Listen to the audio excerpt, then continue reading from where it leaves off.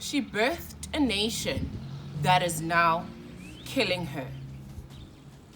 She is not the problem, yet for decades she has carried stigmas of the atrocities that men have done towards her.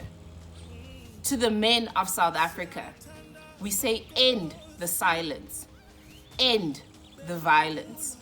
Today's guest on Garden Chats with Thuli had the following to say. This message is to the men of South Africa. I stand here this morning with a heavy heart, looking at the news, the media and the social media of all that is happening to the women of South Africa. Stats show that a woman in South Africa is more likely to be killed than to get a job in this country.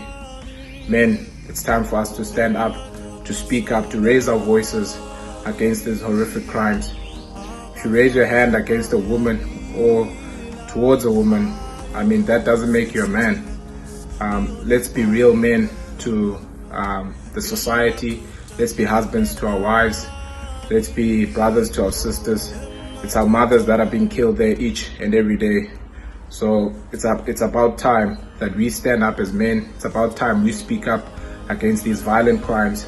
Otherwise, I don't want to say men, other people will get away with crimes that they shouldn't. Thanks.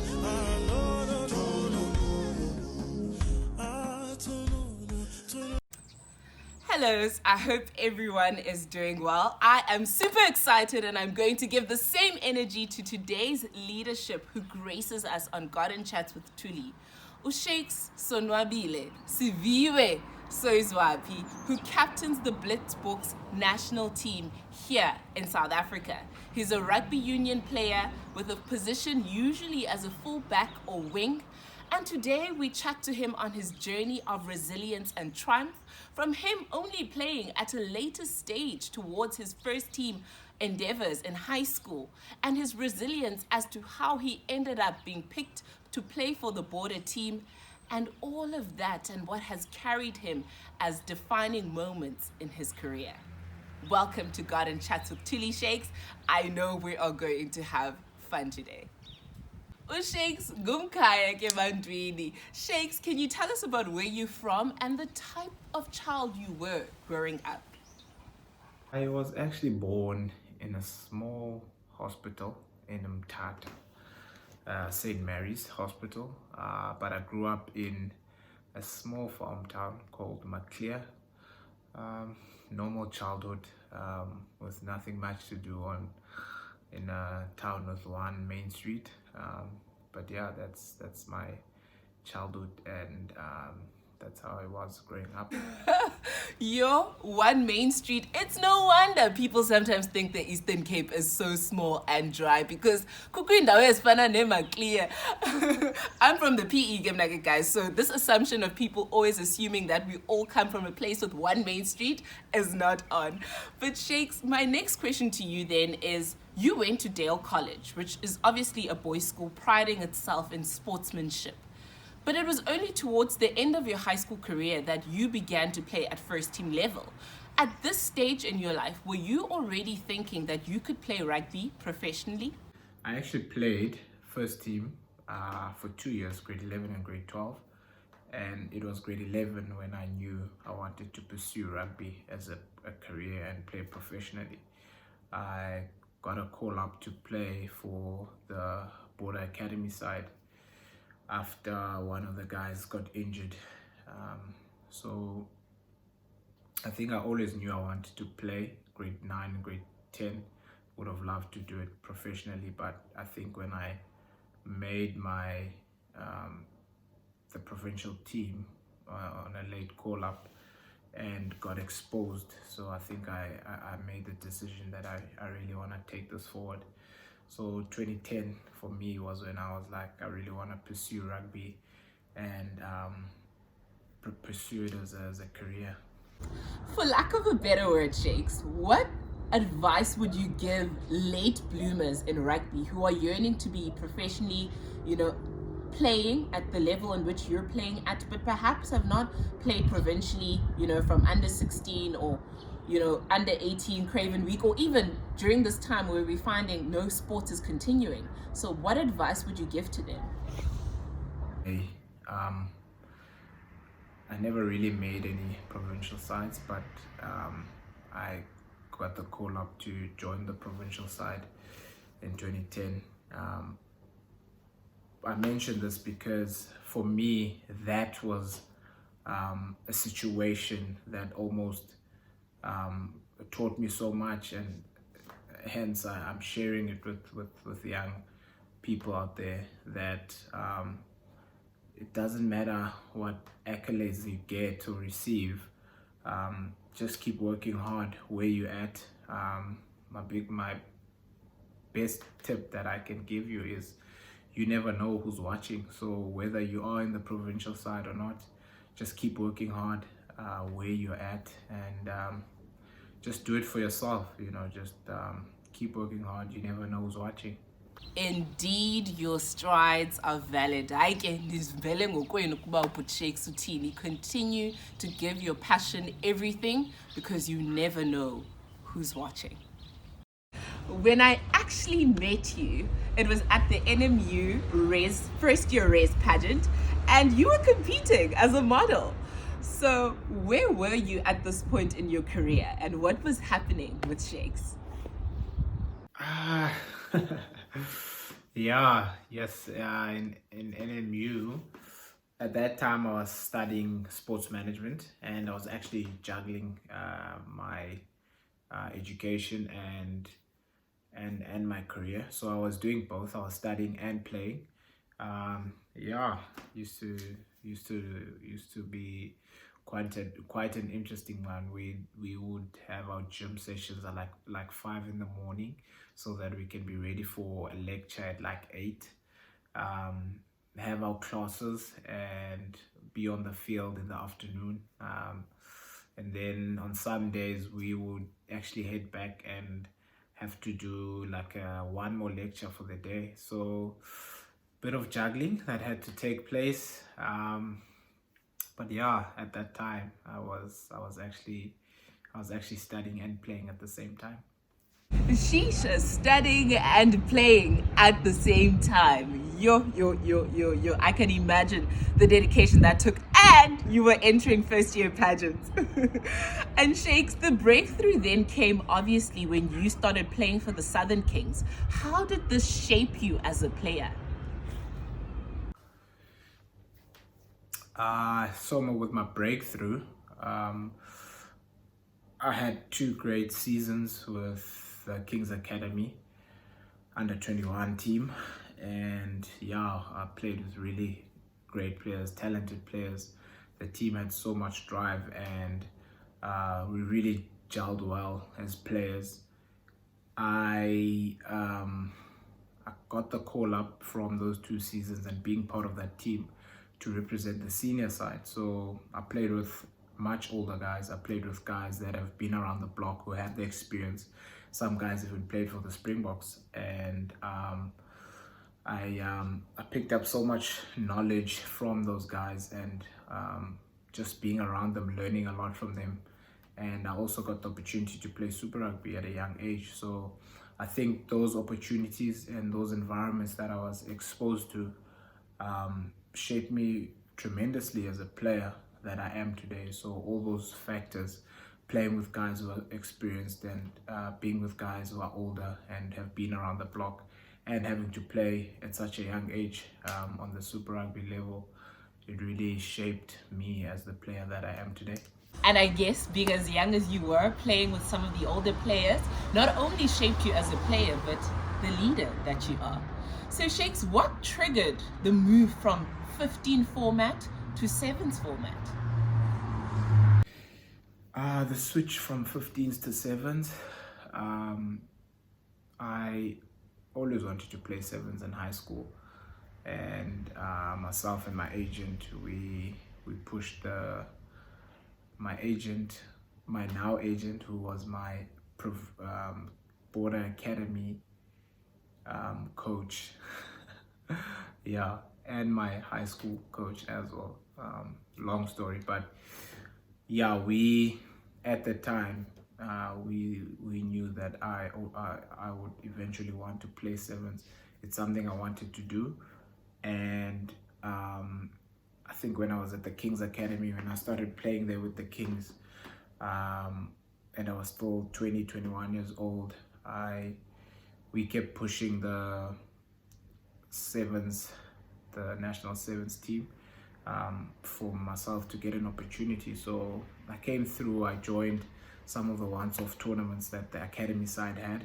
It was a great time and such good experience, and we actually worked well together, myself and my teammates, and a good relationship with the management. So I think from there I built that relationship, and they were interested to have me over to join full-time in 2015. So that's how I made the transition.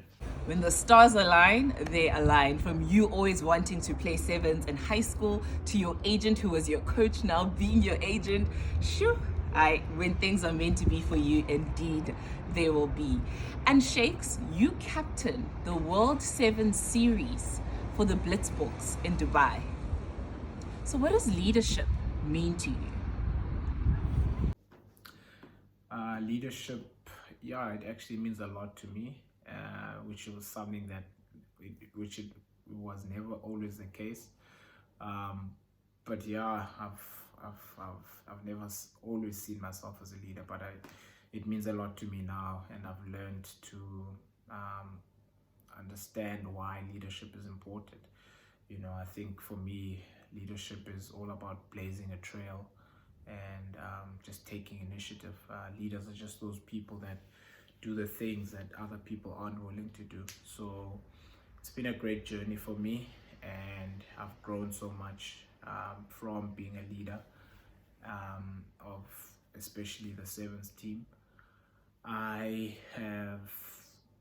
learned a lot, and I'm still growing in the role. I'm still growing as a leader, and yeah, the responsibility has been great. That's in a nutshell what leadership means to me. Betuna Shakes for leadership. Yo, President Shakes. That was absolutely powerful and heartwarming.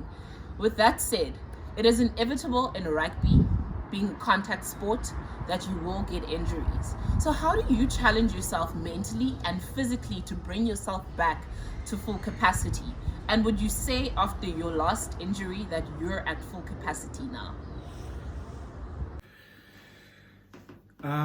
So I think with the two times that I have been injured and been laid off for quite a lengthy period, it's been good times for me. Not like, obviously it's been tough not to be on the field and do what I love, but I mean, it's contributed so much to me personally as a human being, because I think those times are the best times I've experienced in my career personally, because I've grown and learned so much from those times. I think it stretched me mentally and my mental strength. It's just a time when you almost have your back against the wall. Things are not really going well, and it just tests you mentally, and you're training on your own. You have to show up. You have to work through this injury and get back to full capacity. So I think for me, the biggest thing that I've taken from my two lengthy injuries, with my knee and my ankle, was that the comeback will always be greater than the setback. So that's what always fueled me and stretched my mental strength rather. So yeah, just from there I go into it with that mindset and take it a day at a time. So it really stretched me mentally. And I mean, when you're there doing rehab, it's you versus you. It's you on your own. You have to train on your own and get yourself up. So you're not doing it for anyone else, and that's the beauty of what I see through it. So, and I think sometimes I came back a better athlete than I was. She shakes. I definitely think you should look into motivational speaking, because every time you're sharing your journey, I'm getting motivated and feeling inspired. I just had to tell you that. And Shakes, you have had quite the fitness journey. You are an Under Armour ambassador, but also quite the fitness enthusiast. And in men's health magazines. What is it about this brand in particular that keeps you motivated to continue to just being a fitness enthusiast? Yeah, Under Armour is a great brand. I've been lucky enough to start with Under Armour South Africa from when it first came into South Africa. So it's been a great journey. I really enjoy. I think the one thing about them that makes them good is that they specialize particularly in performance gear and performance apparel. So they don't try and get into lifestyle and stuff like that. So I think that's what makes them different and makes them good, because they're not confused with what they're doing. So that's why I love the brand so much. And yeah, I think with that being said, what it's done for me is that everything that they provide for me, it's actually helped me to work harder. Not only because you look good while you're wearing it, because they make it really the stuff they make really looks cool. And I think the biggest thing that's helped me with the brand in my fitness journey is that the stuff that they specialize in, which is performance gear, has got different, and it's created with different technologies that help you perform. You know, I'll give you an example with like the cool switch technology that kind of is in the apparel that helps you cool off when you start running. I mean, there's also the salient technology in some of the other products which helps you with recovery. So it's really small things like that that have helped me to with my fitness journey. So it's really a good brand and have a great relationship with them. And yeah, I enjoy it a lot.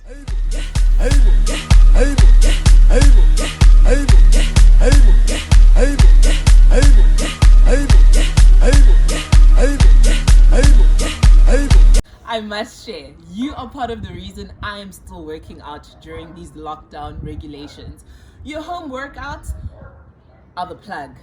They are the ones. Thank you for that. Shakes, you've played the 15-man format. You've captained the Blitzboks in a World Series into winning it. What's still next in your career? What are you still hoping to achieve? Yeah, in terms of what I'm still hoping to achieve, I think there's still a lot that I'd still love to achieve in the sevens code. I've got this belief, or it's something that I live by, that a reward to a goal that you've set for yourself is another goal. So I've set some goals for myself in this code, and having achieved some of them, I think the reward for that is just to set others. And for me, I'd still love the opportunity to play on the highest level. The highest level of a sports athlete, which is in the Olympic Games. I mean, with my career holistically, I'd still love to play 15s as well. Also, I'd love to participate and win the World Cup at home, the Sevens World Cup. Would also love to win the World Series as a captain. So I think, yeah, a reward for one of your goals or for your goals is another goal. So those are the goals that I've set for myself, and that's the things I'm still hoping to achieve in my career. If excellence was a person, it certainly would be you. All I can say is from your lips to God's ears, and we're excited at Garden Chats with Thuli for when you reach those new heights to come back and to chat to you once again about them. So let's play a quick little game called Would You Rather? So Shakes, would you rather go on a lengthy jog or complete a set of sprints? Okay, I would rather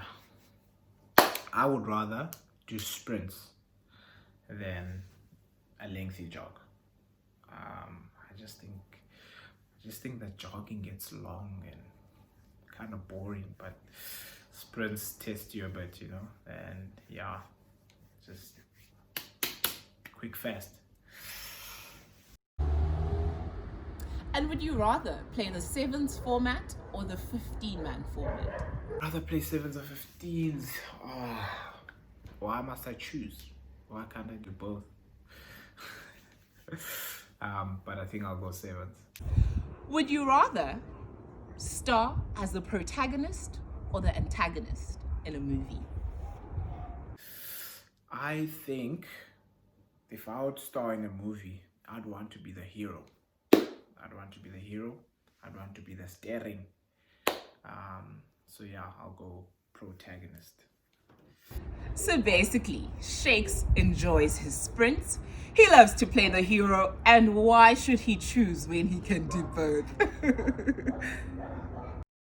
In closing, Siviwe, Sonwabile, Shakes, Soyizwaphi.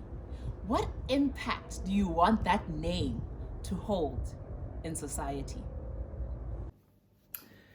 The impact I want to make in society I want to leave in society is, I want to be remembered as a giver. So I want to be able to give back, especially to young kids and to people back at home who, like me, once never believed for bigger and never dreamed for great things. So just give them that opportunity, in whatever sense that may be. So call it legacy I'd love to leave behind in society is being a giver. Shakes, ndiyabulela puti ngexesha lakho. Kube lulutho kakhulu ukuthetha nawe. Dithi makube chosi, kube hele, kuqhakaze kwindlela yakho. Ixesha liqhathwe yinja. Time is up. Oh man, what a beautiful episode and chat that we've had with Shakes. Thank you once again for everything you've shared with us. Not only am I feeling motivated, but I truly am believing that indeed my strides are valid. And for those of you who've not subscribed, what are you doing? Hey, subscribe, and I'll see you guys very soon on the next episode of Garden Chats with Thuli. Until then, I'm out.